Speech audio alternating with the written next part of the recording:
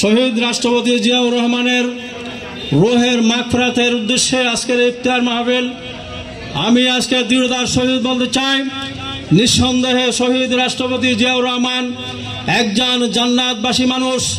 তার কারণ এদেশের মানুষ জানে, সাম্রাজ্যবাদ আর আধিপত্যবাদের বিরুদ্ধে একটি বলিষ্ঠ কণ্ঠস্বর হওয়ার কারণে সারা বিশ্বে মুসলিম উম্মার ভাবমূর্তিকে সমুন্নত রাখার জন্য তিনি কাজ করেছিলেন বলে সাম্রাজ্যবাদ আধিপত্যবাদের ক্ষীণ করা বাংলাদেশে ষড়যন্ত্র করে তাকে নির্মমভাবে শহীদ করেছিলেন।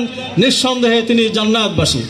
আজকের ইফতার মাহফিলে আমি বাংলাদেশের ইতিহাসে, সারা বিশ্বের ইতিহাসে স্বীকৃত প্রমাণিত আপসহীন দেশনেত্রী বেগম খালেদা জিয়ার রোগ মুক্তি ও সুস্থতার জন্য সকলের কাছে দোয়া চাচ্ছি, যিনি মন এবং প্রাণ দিয়ে বাংলাদেশের মাটি ও মানুষকে ভালোবেসেছেন, যিনি তার জীবনের কঠিন মুহূর্তেও স্বৈর শাসকের কাছে এই কথা দৃঢ়তার সহিত বলেছেন, আমি যেখানে রাখেন না কেন বাংলাদেশের মাটি ও মানুষকে ছেড়ে কোথাও যেতে রাজি না, জেলে থাকতে হলে বাংলাদেশে থাকব।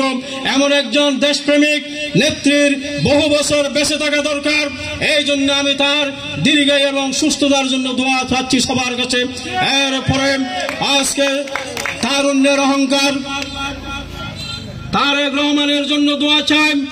তিনি নিঃসন্দেহে ইতিহাসে একজন সফল একজন এবং সুদক্ষ উপযুক্ত নেতা, যার বলিষ্ঠ নেতৃত্বে শত নির্যাতন নিপীড়ন দমনের পরেও বাংলাদেশের এই জমিনে বাংলাদেশের জাতীয়তাবাদী দলের সমস্ত জনশক্তি আজকে মাথা উঁচু করে দাঁড়িয়ে, অনেকেই বলেছিলেন খালেদা জিয়াকে জেলে দিয়েছেন, বিএনপি বেগে চুরমার হয়ে যাবে, কিন্তু তারেক রহমানের বলিষ্ঠ নেতৃত্বের কারণে বাংলাদেশের জাতীয়তাবাদী দল পাহাড়ের মতো মাথা উঁচু করে দাঁড়িয়েছে এবং আগামী দিনে বাংলাদেশের সরকার গঠন করবে ইনশাআল্লাহ।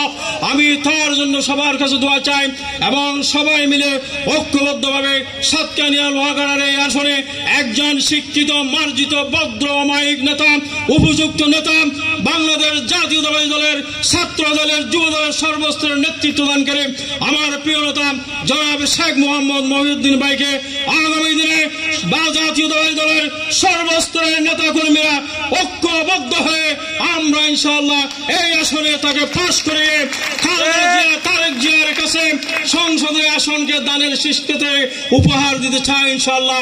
আসল সবাই ঐক্যবদ্ধ হয়ে দানের শীষকে বিজয়ের জন্য সংঘবদ্ধ প্রচেষ্টা শুরু করে আল্লাহ রাব্বুল আলামিন আমাদের রোজাকে কবুল করুন।